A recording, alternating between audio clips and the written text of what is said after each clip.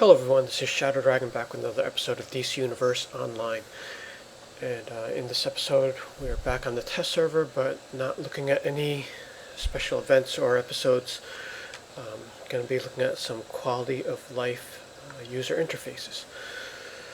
So, as they said in the live stream, they improved the on-duty menu, like when you're inside an instance, it's supposed to show you the feats. And also the ally menu. So we're going to take a look at the allies first, since we can access that right away. Alright, so by default, they still need to put a keyboard shortcut to it. But, so it goes to a more complete menu rather than showing, just close-ups of the three active ones. So the equipped allies, which probably took up too much space before, so this is a lot more compact. So yeah, this does make sense. One of the main things is I want to make sure it works on a control pad, so I am using a control pad. The previous menu was fine, control pad or keyboard mouse, but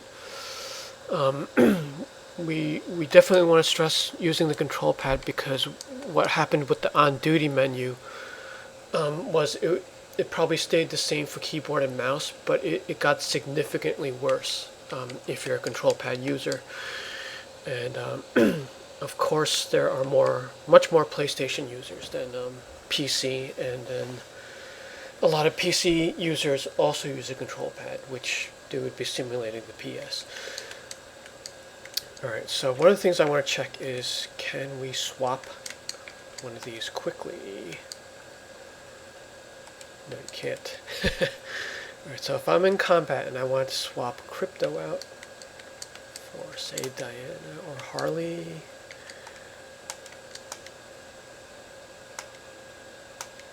Yeah, it's going to be harder to swap out.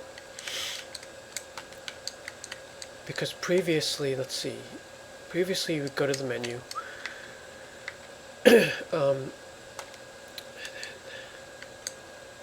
Oh crap! You have to unequip it. No, okay. So, yeah, previously you were able to swap it from here and do a swap.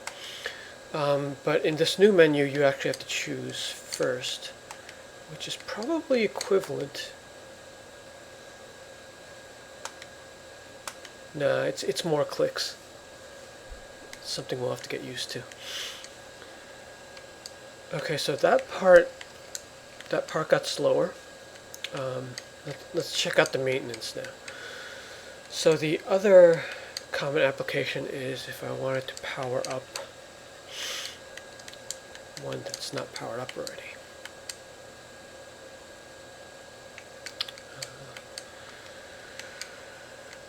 Okay, let's hitting an enemy. Okay, so let's put Diana. Ooh, yeah, I think the swapping, whether you're in combat or not, is worse. Okay, so if I wanted to power up, let's do level up Diana. Alright, so on the left you see the current active abilities, and you get the numbers, and then you see what you're moving up to on the right side. So this is very useful, because previously, like, you only saw this when you rolled over the icon, like, before you collect him, or from the fortify menu. If you roll over like the level you're at, that's the only place you would see this. And you don't see the increment per level either. So this is putting it all in one place, and then it looks like it's doing the level up in one step. So it's going to take the ally favor and the alliances, so that you don't have to do that shift and then type in the number. So let's see how this works. So yeah, it just does it all in one step.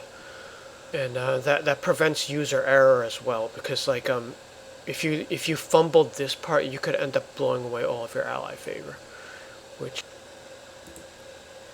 Okay, let me see what else we can do here.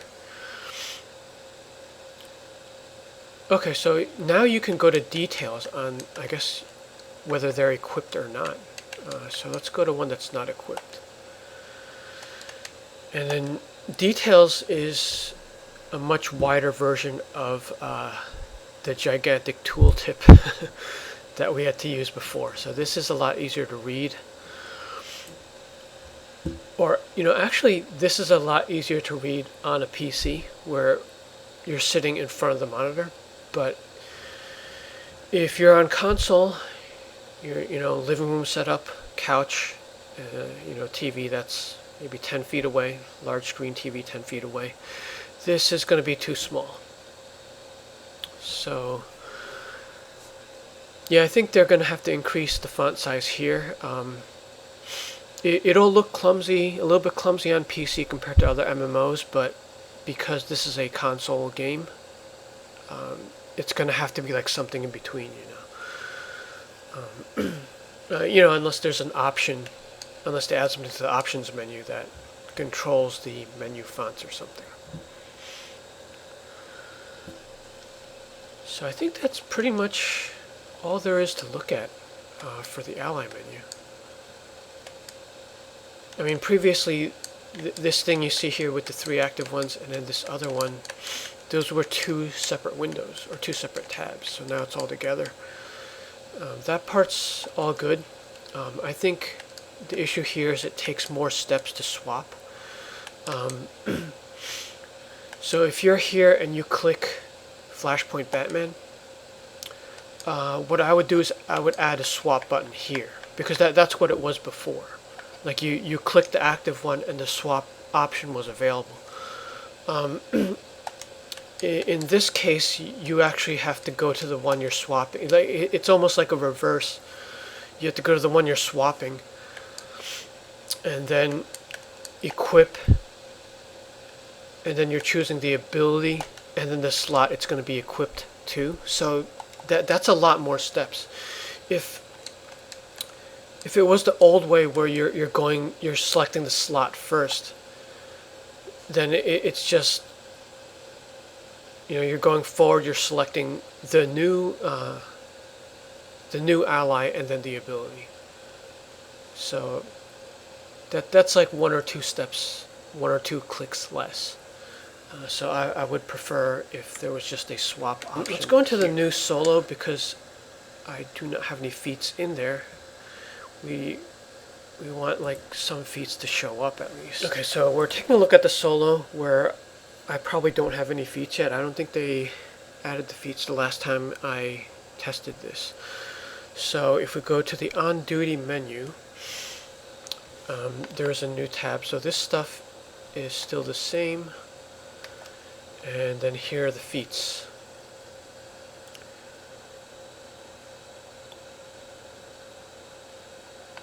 So quick note, I am in Elite. What it's doing here though is it seems to be putting everything.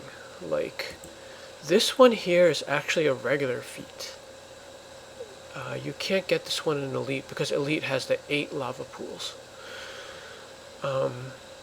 So maybe they're not distinguishing that. I mean, it's not too big a deal if they leave that there. Yep, that's correct. Are they in order? Okay, they are not in. They're not in any kind of order because this is like last fight. This one's first fight.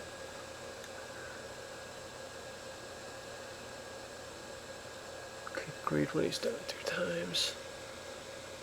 Listen to every recording.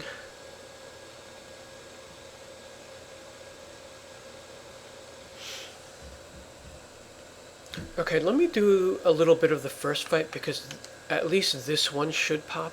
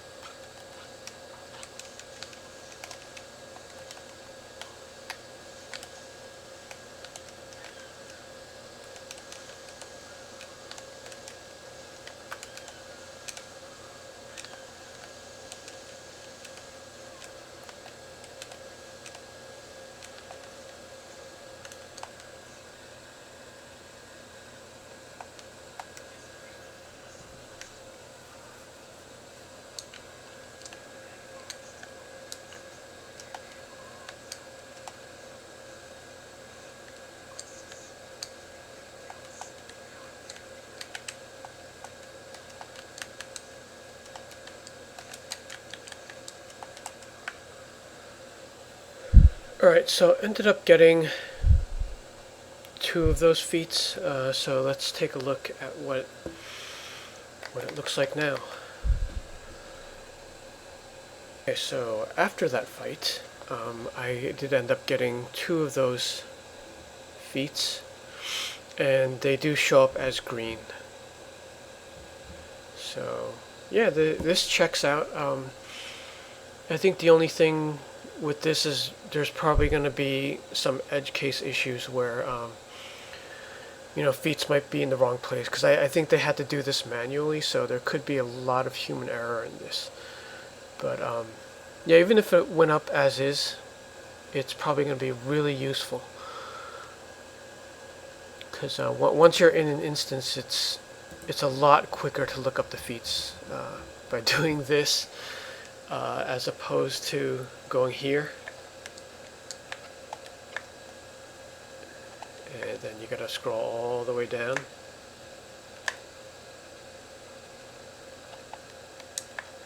And then you have to kind of find it in this mess, which is not always in a systematic order.